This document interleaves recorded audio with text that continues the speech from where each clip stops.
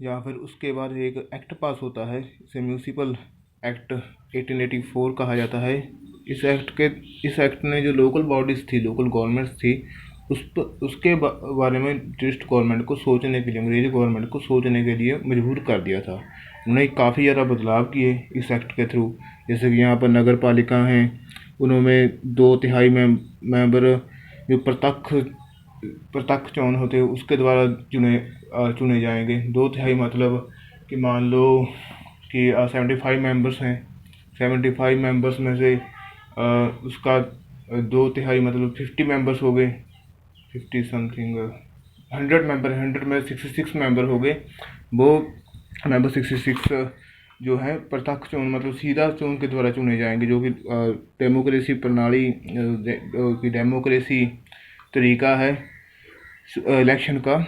और इन्होंने कहा कि लेकिन उन्होंने एक यहाँ पर एक कह दें कि एक शर्त रख दी कि वोट वो लोग ही डालेंगे जो टैक्स देते हैं। यहाँ पर उन्होंने सीधा डेमोक्रेसी नहीं की, उन्होंने नहीं कहा कि हम सीधा ही डेमोक्रेसी कर देते हैं, सभी को वोट डालने का अधिकार है। वोट वो लोग डालेंगे जो टैक्स देंगे इस एक्ट के द्वारा, 1884 के एक्ट के द्वारा।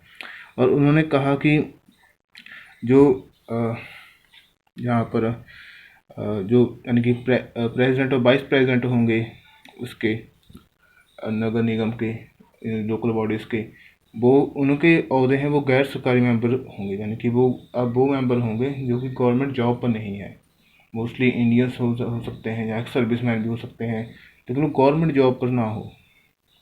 और इनमें जो कुछ सरकारी मेंबर हैं, सरकारी मेंबरों की गिनती कम कर दी, 1/4 निश्चित कर दी थी उन्होंने कि सिर्फ 1/4 ही निश्चित होगी। और यहाँ पर एक बात उन्होंने बताई गई है कि मुंबई में नगर पालिका की प्रत्यक्ष चोण अपनाई गई, जिन्हों की सरकारी मैंबर की गिनती 1/4 निश्चित की गई। मतलब कि जो मुंबई था, जो उस समय मुंबई यानी कि आज के टाइम मुंबई है, उस टाइम मुंबई था, वो सबसे ज़्यादा डेवलप माना जाता था कोलकाता मुंबई, क्योंकि ये पोर्ट थे, अंग्रेज़ों के पोर्ट थे, यहाँ से व्यापार होता था। इसलिए जहाँ पर अंग्रेज़ों की कॉलोनियाँ थी वो बहुत ज़्यादा यानी कि डेवलप्ड थे और बाकी इंडिया के मुकाबले। और वहाँ पर जैसे कि बॉम्बे में न्यूज़पेपर भी आता था जहाँ पर टाइम्स ऑफ बॉम्बे कहते हैं, और मद्रास में न्यूज़पेपर चल रहा था उस टाइम।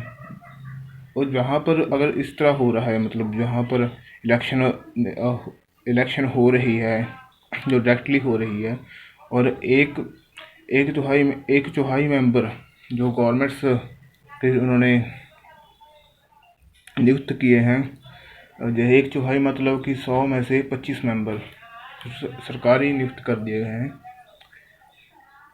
इन्होंने। और आगे एक और एक्ट पास होता है विकेंद्रीकरण का शाही commission 1909, royal commission of decentralisation 1909। जहाँ पर गवर्नमेंट ने एक और एक्ट पास किया जो कि विकेंद्रीकरण को लेकर है, जहाँ पर लिखा गया, इसे रॉयल कमीशन कहते थे। इन्होंने इस कमीशन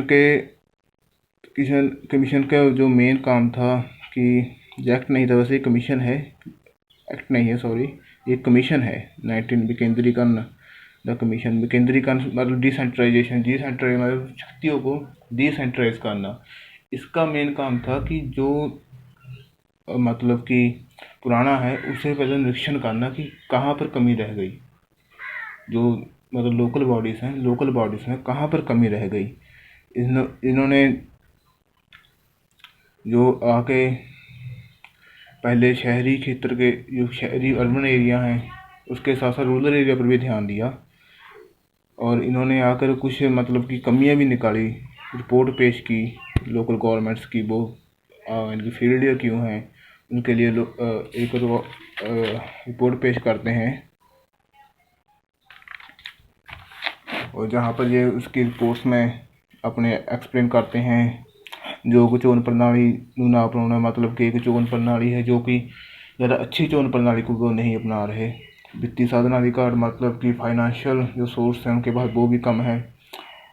अपने ही सरकारी कर्मचारी स्थानीय मतलब पूरा कंट्रोल, मतलब कि लोग जो ब्यूरोक्रेसी है मतलब कर्मचारी हैं उन पर पूरा कंट्रोल नहीं है। जो उनके अपने हैं, अपने कर्मचारी हैं लोकल बॉडीज़ में, उन पर ही उनका पूरा कंट्रोल नहीं है। और उन्होंने कुछ सुझाव भी दिए थे इसके, मतलब उसकी सिफारिशें की थी, कुछ एडवाइस दी थी कि हाँ भी क्यों इसे सही किया जाए, इसे ताकि वो अच्छी गवर्नमेंट बना सके, लोकल गवर्नमेंट्स। यहाँ सबसे पहले इन्होंने जो लोकल, अगर मतलब कि विलेज से शुरू किया, यानी कि रूरल एरिया से शुरू करते हैं। ये उसे एक इकाई मानते हैं लोकल बॉडीज़ की, क्योंकि ये कहते हैं कि पहले जो गवर्नमेंट है, मतलब लोकल बॉडीज़ है, वो पंचायत होनी चाहिए, कोई गांव में होनी चाहिए, छोटे लेवल पर आते हैं सबसे ज़्यादा। ये बुनियादी इकाई, मतलब एक छोटी इकाई मानते हैं विलेज रूरल एरिया को। वहाँ पर एक पंचायत होनी चाहिए जो कि यानी कि कॉमन हो, सबकी चुनी हुई हो। ये कहते हैं कि सिर्फ थोड़ा ऊपर आते हैं, जिला पद्धर पर आ जाते हैं, जिला पद्धर पर, तहसील पद्धर पर।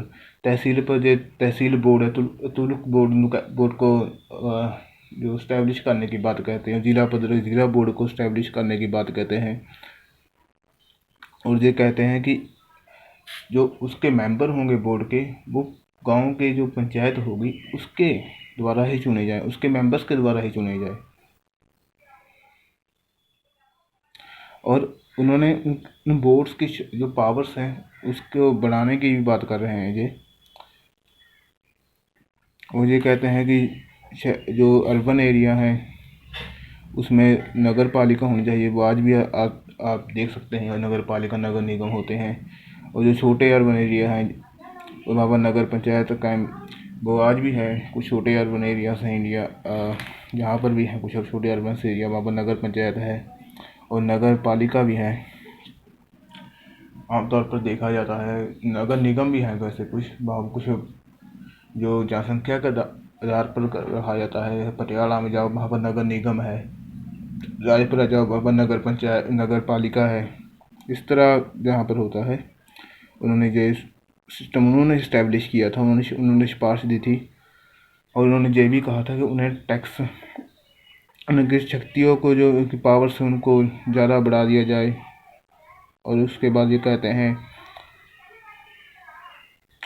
कि इन संस्थाओं में जो गैर सरकारी मेंबर हैं वो ज़्यादा होने चाहिए, उनकी चोन है जो डायरेक्टली होनी चाहिए।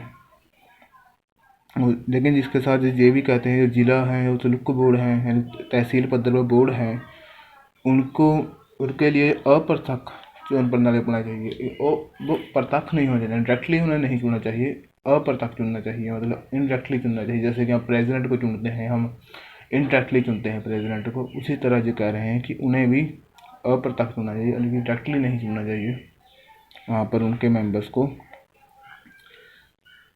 यहाँ पर एक और बात कह रहे हैं जी, घट गिनते लोग के लिए विशेष प्रतिनिधि व्यवस्था होनी चाहिए। मतलब जो लोग हैं जो मिनॉरिटी में हैं उनके लिए विशेष प्रतिनिधि की व्यवस्था की बात भी कर रहे हैं जी।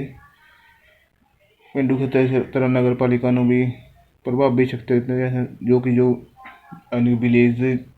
विलेज के हैं लोग, रूरल एरिया के लोग हैं, उन्हें उन क्षेत्रों की तरह यानी कि नगर पालिका को भी कुछ पावर्स देनी चाहिए, शक्तियाँ देनी चाहिए।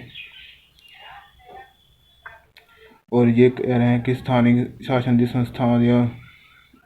संस्थावां ਨੂੰ ਆਪਣੀ हदां अंदर टैक्स लगाने का अधिकार दिता चाहिए। बजट क्या मुझे एक और पावर्स दे रहे हैं, यहाँ पर कुछ और पावर दे रहे हैं। वो दे रहे हैं कि लोकल बॉडीज़ को टैक्स लगाने की जो पावर दी जाए, और उन्हें टैक्स लगाने के साथ साथ अपना जो बजट है वो तैयार करने की पावर दी जाए।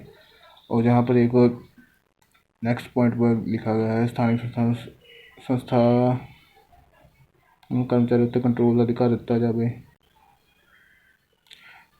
मतलब कि अब उनके कर्मचारियों पर पहले कंट्रोल नहीं था, लेकिन अब उन्हें कंट्रोल का अधिकार जो दिया जाना चाहिए, उनके पास राइट्स होना चाहिए कि वो उन्हें कंट्रोल कर सकें अपने अधिकारियों को। और ये लास्ट पॉइंट में यही एक्सप्लेन करते हैं कि जो लोकल गवर्नमेंट्स हैं, इस पर गवर्नमेंट इसमें दखलंदाजी ना करे, उल्टा इनकी मदद करे ताकि डेवलपमेंट वगैरह हो सके। इस समय की इनके मार्गदर्शन किया जाए, इनकी सहायता की जाए। आज के लिए इतना ही, धन्यवाद।